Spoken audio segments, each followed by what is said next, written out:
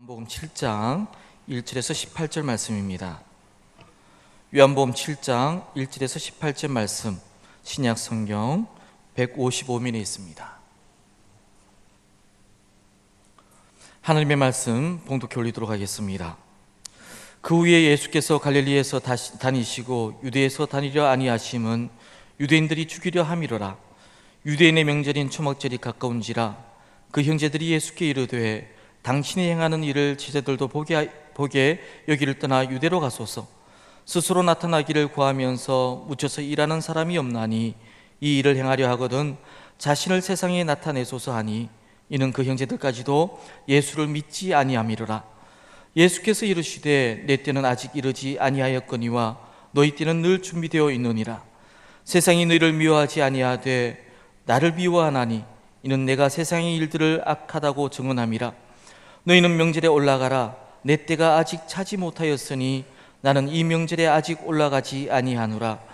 이 말씀을 하시고 갈릴리에 머물러 계시니라. 그 형제들이 명절에 올라간 후에 자기도 올라가시되 나타내지 않고 은밀히 가시니라.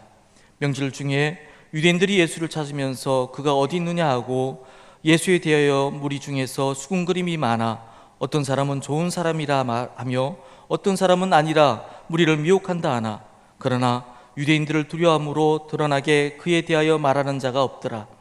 이미 명절의 중간이 되어 예수께서 성전에 올라가서 가르치시니 유대인들이 놀랍게 여겨 이르되 이 사람은 배우지 아니하였거늘 어떻게 그를 아느냐 하니, 예수께서 대답하여 이르시되 내 교훈은 내 것이 아니요 나를 보내신 이의 것이니라.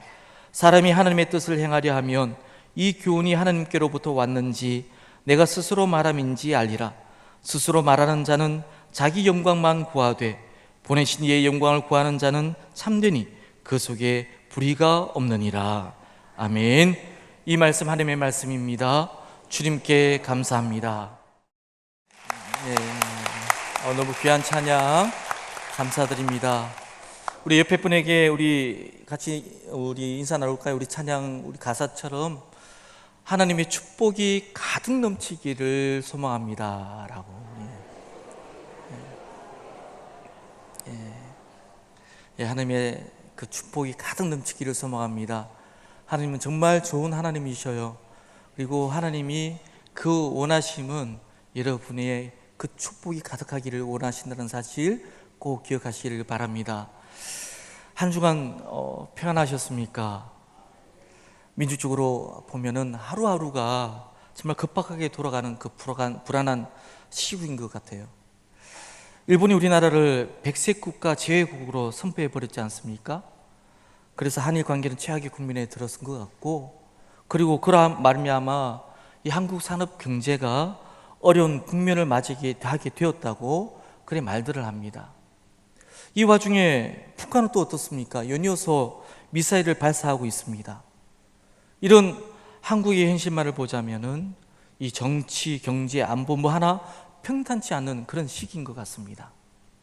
그런데 이런 와중에서도 한 해외 유명 축구 선수죠, 호날두 선수가 이 몇십억을 받고도 경기에 뛰지 않고 돌아가 버렸습니다. 그래서 한국 축구 팬들의 이 미움과 분노를 일으키는 등 한국 국민들은 지금은 구호를 외치는데 앞에 노자를 딱 붙여요. 노 일본, 노 아베, 노 호날두. 그러면서 어떤 의미에서 마음이 하나로 모아지는 그런 때이기도 합니다. 참 작은 나라이죠, 우리나라가.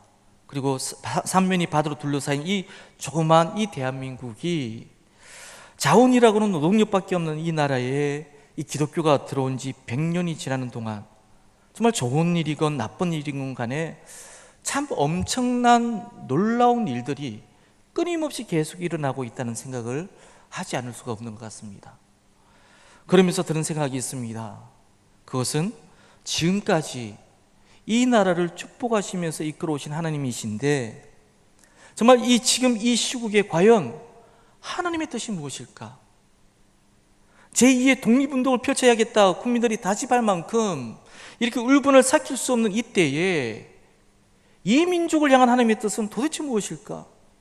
어떻게 기도해야 하나? 매일 묻지 않을 수 없고 기도하지 않을 수 없는 한 주간이었습니다.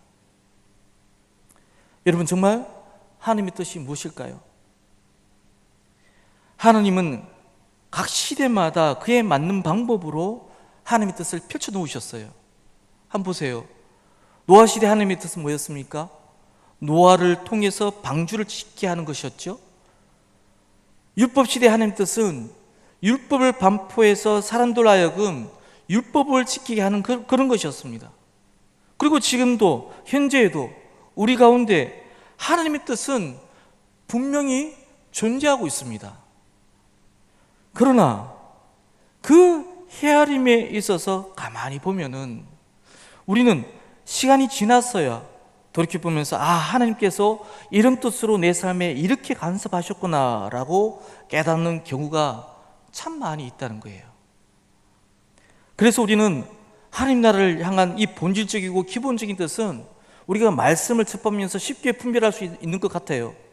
그러나 늘 우리를 고민하게 되고 쉽게 결정하지 못하게 하는 것은 지금이에요. 이 시점이에요. 지금 나의 삶의 자리 속에서 내게 벌어지고 있는 이 일련의 사건들이 무엇을 말하고 있는지, 왜 나에게 이런 일이 일어나는 걸까? 하나님은 나에게 뭘 말씀하시려고 이런 시련을 주시는 걸까?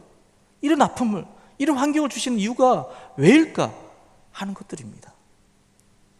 문제는 이런 의문들 속에 하나님의 뜻을 쉽게 답을 찾을 수 없는 우리의 한계가 있다는 거죠. 가장 큰 이유는 우리의 경험 때문에 그런 것 같습니다. 저희 집 막내가 이제 6살입니다. 막내가 요즘 한창 질문하는 게 있습니다. 뭐냐 하면은, 아빠, 이건 뭐예요? 왜요? 엄마, 저건 뭔데요? 왜 그래요? 이 아이는 세상에 태어나 처음 듣고 배우는 것들에 대해서 매우 궁금해하고 있어요. 특히 이해되지 않는 것에 대해서는 늘 왜요? 질문하고 물어봅니다. 그런데 한번 보세요. 이런 것들이 학습이나 경험을 통해서 채워지게 되면 어떻게 됩니까? 우리는 더 이상 질문을 하지 않게 돼요. 더욱이 우리나라는 발표하고 질문하는 그 문화가 아니지 않습니까? 그래서 몰라도 아는 척하고 있으면 반응 간다는 말처럼 모르는 걸 모른다고 말하는 걸 상당히 두려워합니다. 또 괜히 아는 척 했다가는 어떻게 됩니까? 잘난 척 한다는 그 소리까지 듣게 될까 봐 조마조마하죠.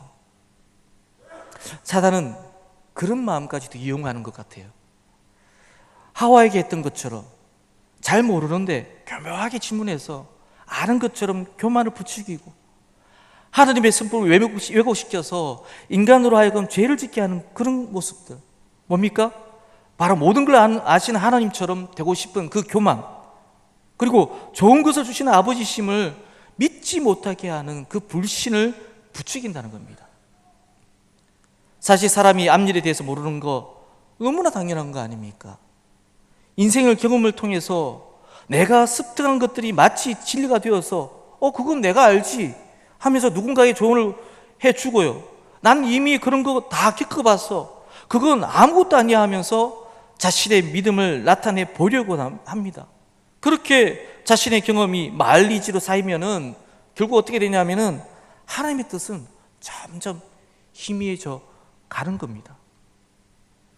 하나님의 뜻을 헤아리지 못하는 또 하나의 원인, 그것은 계속되는 시련입니다. 나쁜 일도 한두 번이지 악재가 계속되면요, 믿음이 좋은 사람도 굳건했던 심재가 흔들리게 되어 있어요. 믿음까지 휩쓸리기 쉬운 것이 또 우리 인간입니다. 우리는 늘 신앙적인 고민할 때 어떻게 고민합니까? 집사님, 힘든 거 다 합니다. 그러기에 집사님, 기도하셔야 됩니다. 그리고 하나님의 때를 기다리셔야 합니다. 그렇죠? 정답이죠. 그런데 문제는 막상 시련 가운데 이미 마음이 흔들리고 있는 사람은 기도할 그 기도에 집중하기가 힘들다는 거예요.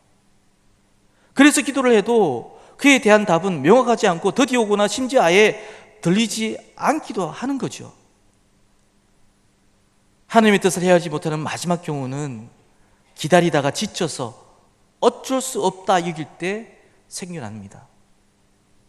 선교지나 급박한 상황에서 강권적으로 간섭하셔서 바로바로 응답하실 때도 물론 있습니다. 하지만 보통 어떻습니까? 야, 보라야, 내가 이래 해서 이렇게 하겠다. A는 이렇고 B는 이러니까 너는 C로 해라. 이렇게 디테일하게 설명해 주십니까? 아니죠. 이렇게만 대답해 주신다면요, 뭐가 문제되겠습니까? 삶의 문제에 있어서 우리의 기도에 대한 응답은 거의 대부분 웨이트예요. 기다려라, 그 말씀이에요. 그리고 그 상황이 종료되고 나서야 깨달아지는, 이럴 때 우리는 답답해하기도 합니다. 시족하기도 합니다. 그리고 심지어는 하나님을 떠나기도 합니다. 그래서 우리는 어떻게 합니까? 좀 기다려보다가 에이 모르겠다 하면서 자기가 미리 그려두었던 그 빅피처를 딱 떠오릅니다. 그리고 응답을 기다리는 중에 그 계획의 밑거름들을 마치 하나님의 음성이냐 점점 구체화시키고서는 나중에는 하나님께서 허락하신 줄 알고 그렇게 하겠습니다 하면서 자신의 방법으로 해결하려고 하고 실행에 옮겨버리는 그 모습을 보이더라는 거예요. 이런 실수를 범한 사람이 있습니다. 사울왕입니다. 용모가 준수해요. 하나님을 경외했던 그 청년이었어요. 이 사울을 하나님께서는 기름 부어서 왕으로 삼으셨어요. 그런데 시간이 지나면서 사울이 변심하게 됩니다. 권력의 맛을 보게 되죠. 자기 말 한마디에 세상이 움직이니까 점점 자신의 힘과 권력을 의지하게 됩니다. 이것이 드러난 사건이 제사장이 아니면 지내서는 안 되는 이 제사를 사울이 드리게 된 그 사건입니다. 전쟁은 시작되었어요. 제사를 지내줘야 할 그 사무엘이 오지 않는 겁니다. 처음에는 기다렸죠. 그런데 시간이 지날수록 백성들이 자꾸만 뭐라고 합니다. 사울은 보이지 않습니다. 이대로 가다가는 전쟁이 패할 것만 같습니다. 그러자 사울이 어떻게 합니까? 이 시간이 촉박하고 이 조급한 마음에 제사장이 없이 제사를 드려버리게 됩니다. 그리고 그가 제사를 드린 후에 가까스로 사무엘이 도착하게 되죠. 이 사건은 단순히 제사장의 일을 왕이 했다는 것에 대한 문제보다 그 심각한 문제가 있다고 성경은 지적하고 있는데, 그것은 하나님을 향한 신뢰의 문제였어요. 사실 이런 상황이라면 누구나 사무엘을 기다린다는 것, 하나님께서 일하신다는 것을 믿고 기다린다는 것은 결코 쉽지만은 않은 일일 겁니다. 그 순간 사울은 하나님, 제가 어떻게 해야 합니까? 물어야 하는 순간입니다. 하나님의 뜻을 알지 못했기에 더더욱 기다려야 하는 그 순간일 수 있습니다. 자신의 힘과 능력을 의지하는 게 아니라 아무리 급박한 상황일지라도 하나님의 주인 되심을 인정하고 하나님께서 일하실 것이라는 그 믿음 앞에 겸손히 기다려야 하는 그 순간이었다는 사실이에요. 그 순간이어야 된다는 사실이에요. 하나님은 이 사건을 통해서 결국 변질된 사울의 마음을 보신 거예요. 그런데 한번 가만히 보세요. 그 사울의 모습, 어디서 많이 본 것 같지 않아요? 바로 저와 여러분의 모습이라는 사실이에요. 문제가 터지면은 하나님의 뜻보다 내 생각과 욕망대로 문제를 보려고 하고 어떻게든 자기 식으로 문제를 해결해서 자기 의와 영광을 드러내고 싶어하는 이 인간의 속성이고 우리의 모습이더라는 사실이에요. 그래서 우리는 질문의 방향을 자꾸 사람에게 맞추려고 합니다. 자꾸 환경에 맞추려고 합니다. 모든 원인과 비난을 사람에게 맞추려고 한다는 거죠. 그리고 자꾸 그 모습 속에서 실족하고 넘어집니다. 이때 우리 질문과 고민 달리 해야 한다는 거예요. 어떻게 해요? 질문의 대상이, 바라보는 대상이 환경이나 주변이 아니라 하나님의 뜻이 되어야 한다는 사실이에요. 문제에 대해서 왜요? 왜 그래요가 아니라 하나님, 당신의 뜻이 무엇입니까? 이것이어야 된다는 사실이에요. 이걸 가장 잘한 분이 계셔요. 오직 하나님의 뜻을 묻고 하나님의 뜻을 이해했으며 하나님의 뜻대로만 행했던 사람, 누굽니까? 바로 오늘 본문에 나오는 예수님이세요. 오늘 본문은 유대인의 3대 절기 중 하나인 초막절 때 일어난 일입니다. 초막절은 유대인들이 40년간 장막에 거주한 사실을 기념하면서 하나님의 은혜를 기억하는 그런 명절입니다. 이때 유대인들은 마당이나 옥상에 초막을 짓고 거하면서 40년 동안의 이 광야 생활을 기념하며 행하는 그 명절입니다. 또 이 시기는 추수기라서요, 하나님께 감사제를 드리면서 이 고아나 고아, 과부 할 것 없이 모든 백성이 예루살렘에 모여서 축제를 즐기는 그런 시기이기도 합니다. 그래서 본문에 보면은 사실 예수님의 형제들은 예수님이 초에 묻혀서 그 신통한 능력을 그냥 섞이게 하는 게 못마땅히 여겼어요. 많은 사람들이 알려야 유명세도 타고 그래야 성공의 길로 나아갈 수 있을 것 같은데 예수님은 도통 그럴 생각이 없어 보이는 거죠. 초막절이 다가옵니다. 많은 사람들에게 자연스럽게 예수님을 알 수 있는 좋은 기회가 왔습니다. 예수님이 공개적으로 이스라엘의 지도자가 될 수 있는 좋은 기회였는데 그런 욕구 불만인 이 형제들이 가만히 있겠습니까? 오늘 본문 3, 4절 말씀이에요. 보면은 표준 세번역으로 보면 이렇게 말씀하고 계십니다. 제가 한번 읽어보겠습니다. 형님은 여기에서 떠나 유대로 가셔서 거기에 있는 형님의 제자들도 형님이 하는 일을 보게 하십시오.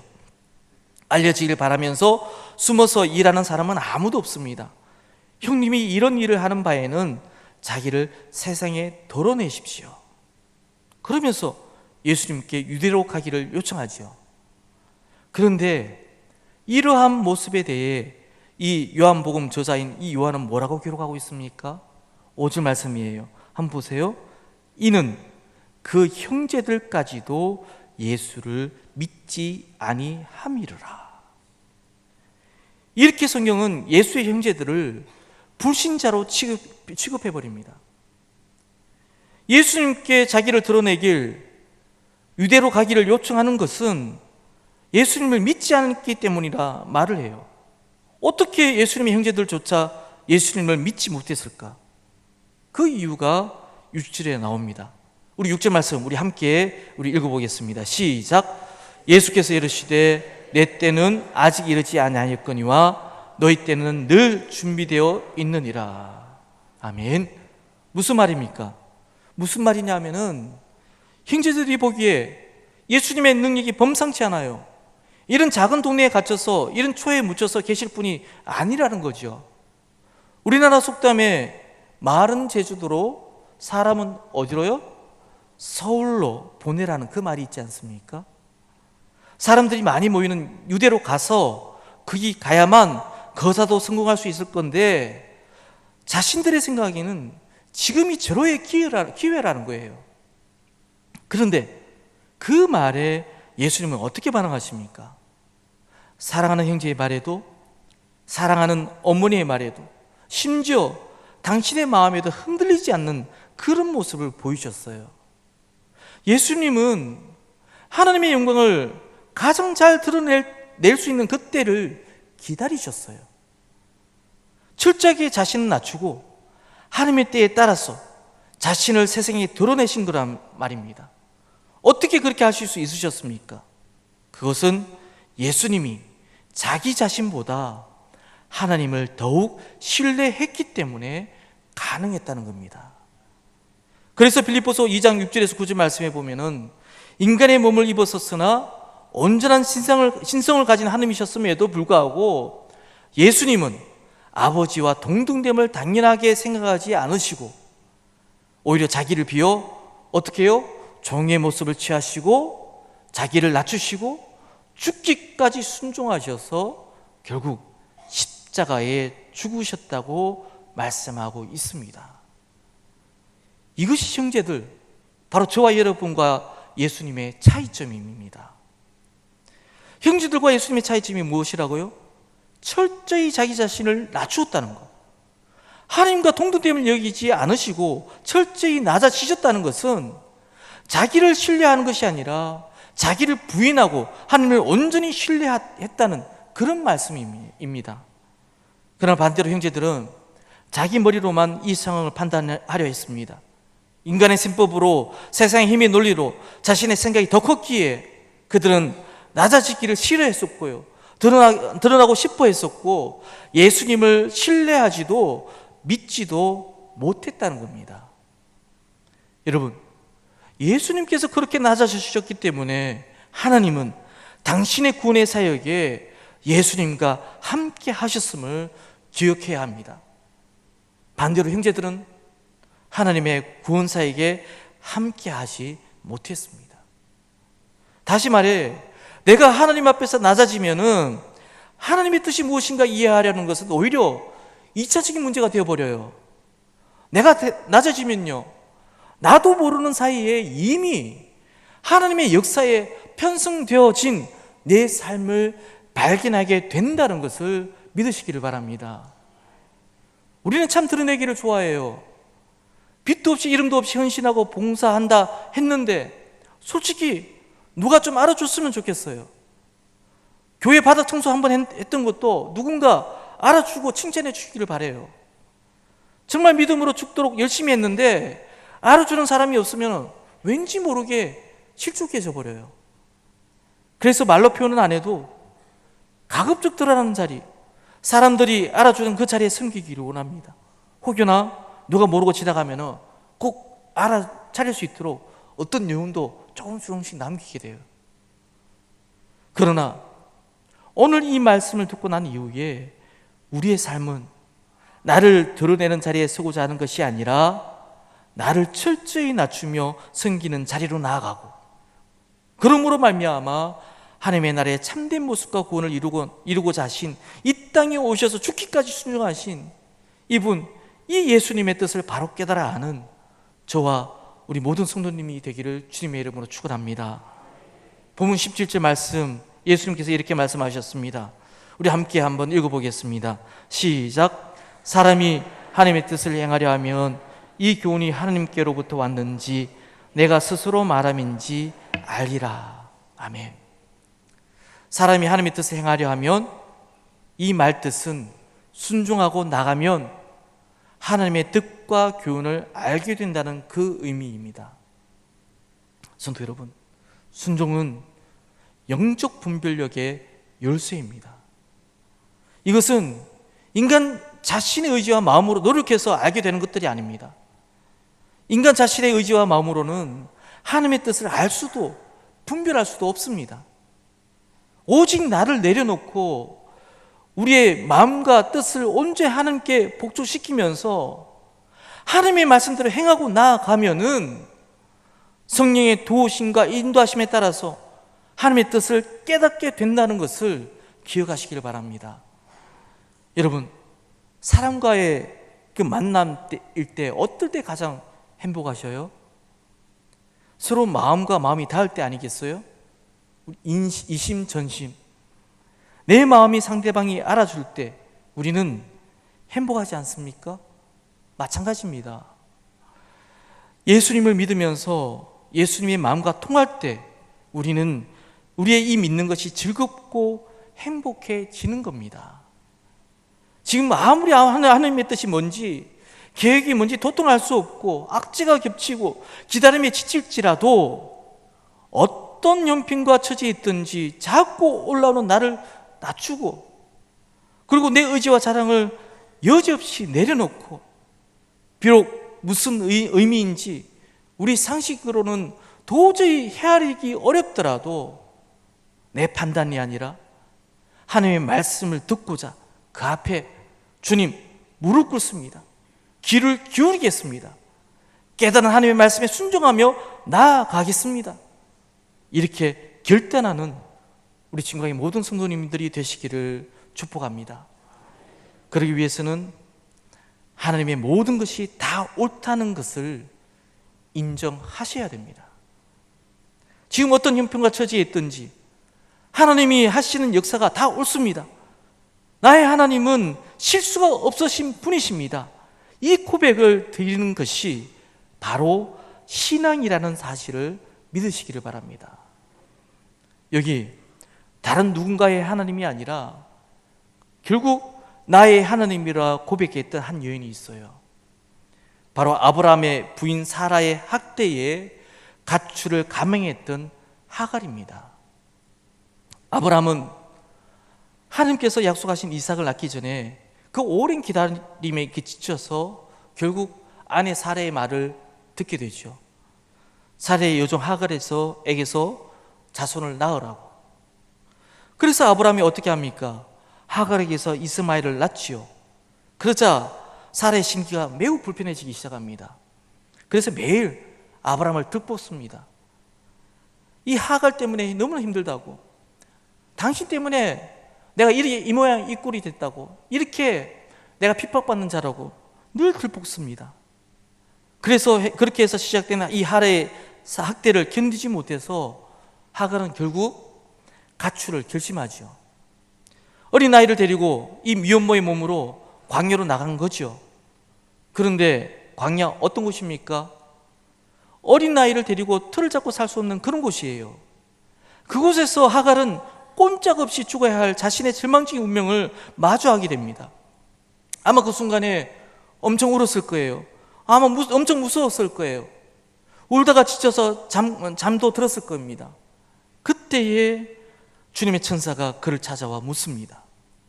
창세기 16장에 보면은 사라의 종 하갈아, 내가 어디서 와서 어디로 가는 길이냐? 그러자 하갈이 답하지요. 나의 여주인 사라에게서 도망하여 나오는 길입니다. 어쩌면 하갈은 집에서 사라와 아브라함이 하나님을 예배하는 모습을 보았을 겁니다. 그러나 그 하나님이 자신과 상관 있는 분이라고는 상상조차 하지 않았을 거예요. 그런데 그 하나님이 아브라함의 하나님이었고 사라의 하나님이었던, 나와 전혀 무관할 것 같았던 그 하나님이 지금 나를 찾아온 겁니다. 그리고는 너의 여주인에게로 돌아가서 그에게 복종하면서 살아라. 내가 너에게 많은 자손을 주겠다. 자손이 셀 수도 없을 만큼 불어나게 하겠다라고 말씀을 하십니다.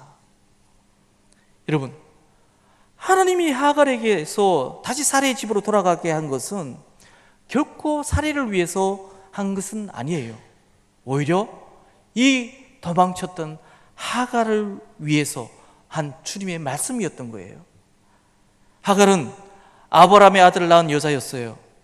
사라도 못한 일을 이 여자가 해낸 것이었어요. 그 높아진 마음이 이 사라의 핍박을 견딜 수 없게 하고 가출을 감행할 용기를 만들어준 것이겠죠. 그런데 이 어린 아이와 함께 아무것도 할 수 없는 이 광야로 내몰리자 이제 죽게 되었구나 생각했던 것이고, 하갈은 그 하나님을 이 순간에 만났다는 겁니다. 그리고 하나님으로부터 사라의 집으로 돌아가라는 하나님의 말씀을 듣게 된 겁니다. 이때 하갈은 다시 사라의 집으로 돌아간다는 것이 죽기보다 싫었을 겁니다. 그런데 하갈은 어떻게 돌아갈 수 있었습니까? 바로 하나님 앞에 철저하게 낮아진 하갈이었기 때문에 가능했다는 겁니다. 여전히 하나님의 뜻을 이해할 수 없어요. 그렇지만 하갈은 하나님의 말씀에, 하나님의 뜻에 편성되어서 하나님의 그 크신 역사 안에 내 자신을 그곳에 둘 수 있었다는 사실이에요. 타국에 혼자 살고 있다고 생각했지만 이제는 더 이상 혼자가 아니에요. 그리고 하나님께서 자신을 알고 계셨고 고난 중에 찾아오셔서 약속했던 그 하나님을 나는 이제 품고 나아갈 수 있는 그런 하나님의 사람이 되었다, 하갈은 고백했을 겁니다. 자신도 통제할 수 없는 삶의 형편 때문에 광야로 쫓겨나갔을 때는 광야 그곳은 절망의 땅이었을 겁니다. 죽음의 땅이었을 겁니다. 그렇지만은 그곳에서 철저하게 낮아진 이 하갈이었기에 그런 하갈을 만난 하나님을 통해서 그곳은 다시 일어설 이유가 생겨난 희망의 땅이었고 생명의 땅이기도 했던 겁니다. 성도 여러분, 하나님은 그렇게 우리를 찾아오십니다. 남의 하나님이 아닌 나의 하나님으로, 그렇게 평안과 안락한 삶이 아닌 광야 그 삶 속에서 하나님은 우리를 찾아오셔서 당신의 뜻과 은혜를 우리에게 주시는 정말 좋으신 하나님이심을 믿으시기를 바랍니다. 그러기에 우리가 해야 될 게 있어요. 그건 뭐냐 하면은 우리가 자신의 생각을 관철시키기 위해서 하나님의 능력을 구하거나 지혜를 구하는 것이 아니라 예수님께서 하셨던 것처럼 예수님께서 서 계신 그 자리에서 하나님, 주님의 뜻대로 하겠습니다, 자신을 내려놓으시길 바라고요. 섬김의 자리로 나아가서 순종하기를 바라고요. 그렇게 나아가는 저와 여러분이 되시기를 소망합니다. 그 가운데 가장 좋은 길로 인도하실 신실하신 하나님의 뜻을 삶 가운데 깨닫는 우리 진광의 모든 성도님들이 되시기를 주님의 이름으로 축원합니다. 우리 함께 기도하기를 원합니다. 우리의 삶 가운데에 정말 하나님의 뜻이 온전히 임하기를 원하고 하나님의 뜻을 헤아리기를 소망합니다. 혹 하나님의 뜻을 헤아리기 힘들더라도 그 순간순간마다 더욱더 나를 쳐서 하나님 앞에 엎드리고 낮아지고 겸손히 하나님 앞에 순종함으로 나아감으로 내 삶의 모든 것이 하나님의 뜻 안에 놓여지기를, 하나님의 역사 가운데 움직여지기를 바라는 그는 우리의 기도를 이 시간 하나님 앞에 올려드리겠습니다. 다 같이 기도드리겠습니다.